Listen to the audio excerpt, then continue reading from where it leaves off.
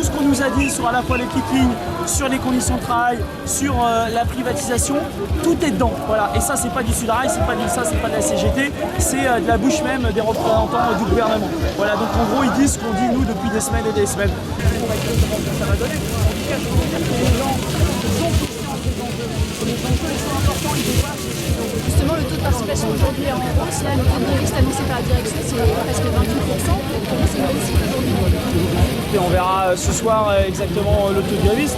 Moi, je sais, les seuls chiffres qu'on connaît, c'est des agents qui sont soumis, qui doivent se déclarer 48 heures avant. Il y a les contrôleurs, ils sont à 74% de grévistes, et les conducteurs, ils sont à 75% de grévistes. Donc on a des chiffres qui sont énormes. Voilà. Au bout d'un mois, c'est énorme d'avoir encore ces chiffres-là. Donc penser que c'est le dernier barreau d'honneur et fermer le banc, alors qu'il y a des annonces qui viennent d'être faites qui prouvent qu'à la fois Pépi et le gouvernement mentent sur tous les sujets, à la fois sur le sujet d'ouverture à la concurrence, du statut et sur le sujet de la privatisation. Franchement, c'est pas de nature à nous faire reprendre le boulot, bien au contraire.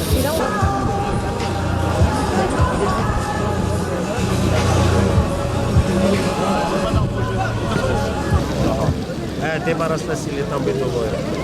Il la met dans la poubelle. Comme ça, les gens ne vont pas marcher dessus. Ouais.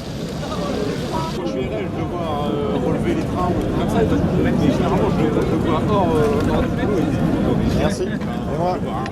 Donc là j'envoie de l'air comprimé grâce à la pompe à vélo par la tête Kikeg qui va dans le fût. Donc là on voit la coque extérieure et on voit la poche qui contient la bière qui est comprimée par l'air que j'envoie.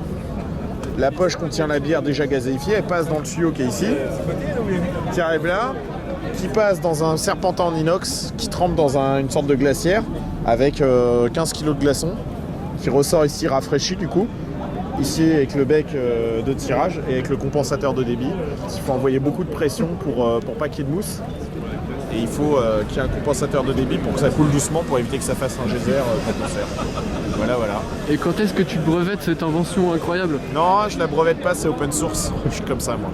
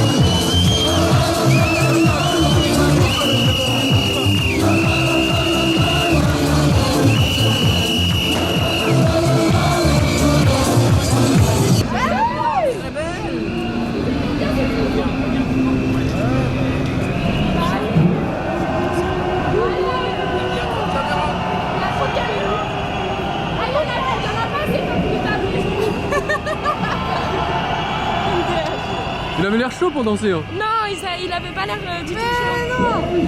Je peux prendre une photo avec lui. Mais si, je peux prendre une photo avec vous. Ah oui.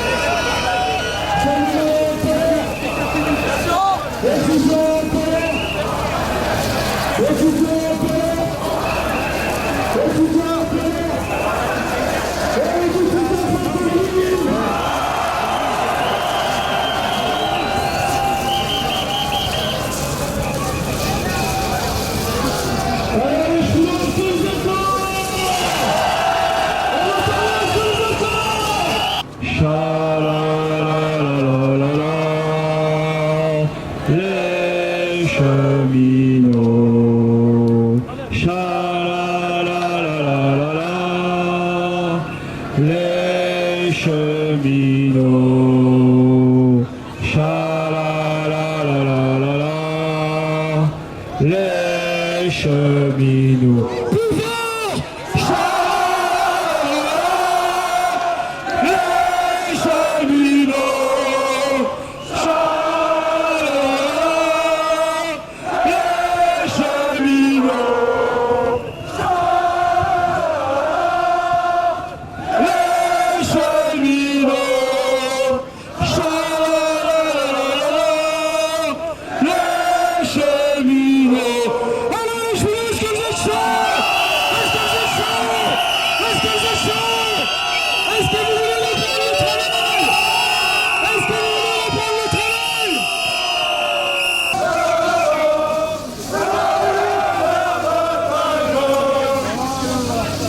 Les cheminots sont en colère. Et la réforme, on n'en veut pas. Et la réforme, on n'en veut pas. Et la réforme, on n'en veut pas. La la la la, la la la.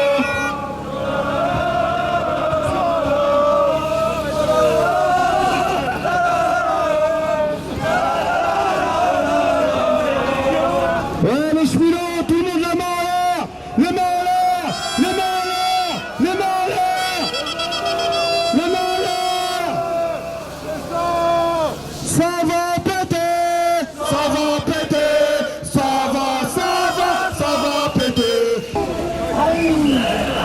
Regarde-moi. C'est ça.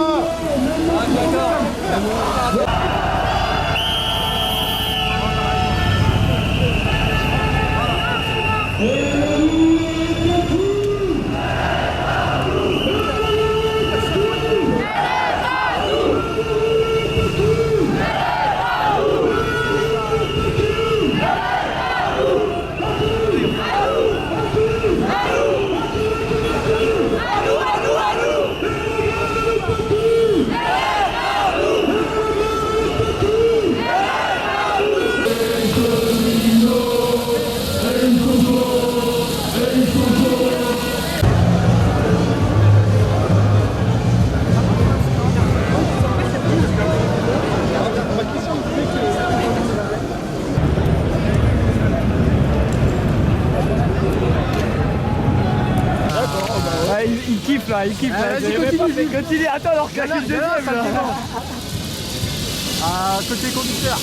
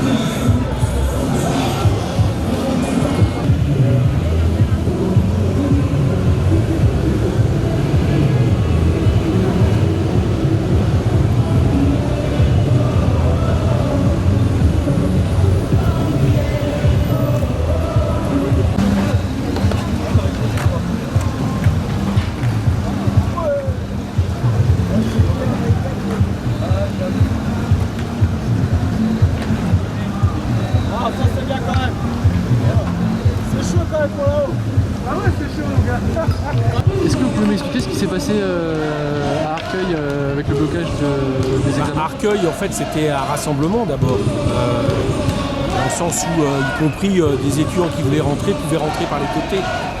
Simplement, c'est un rassemblement qui a bien fonctionné contre le fait d'externaliser les examens.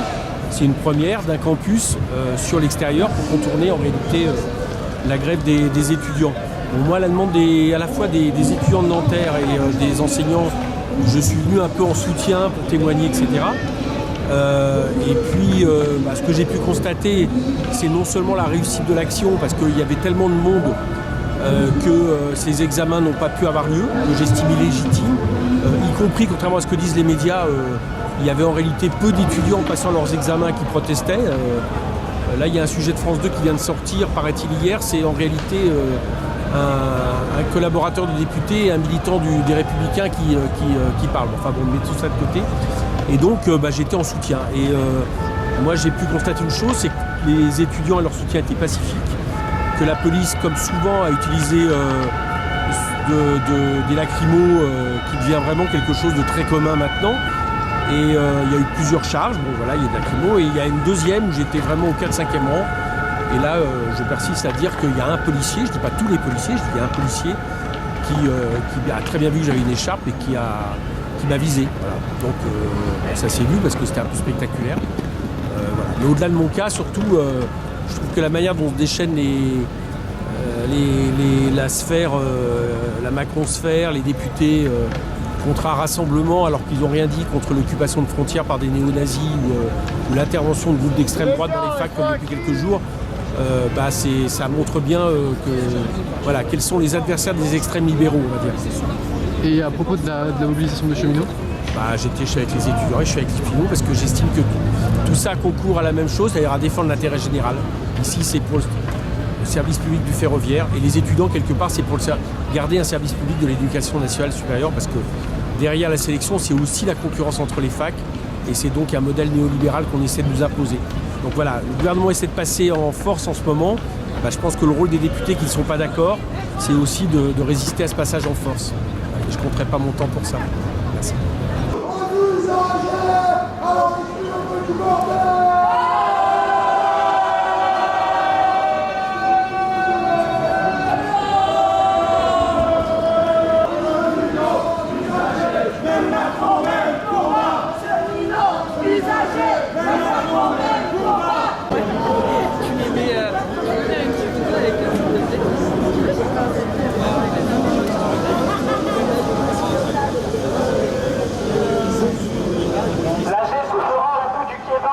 Messieurs, dames. Oui, général. On avance. Au fond du quai 27, au fond du quai 27, au fond là-bas. Allez, on avance. On tourne au fond du quai 27. Et ça,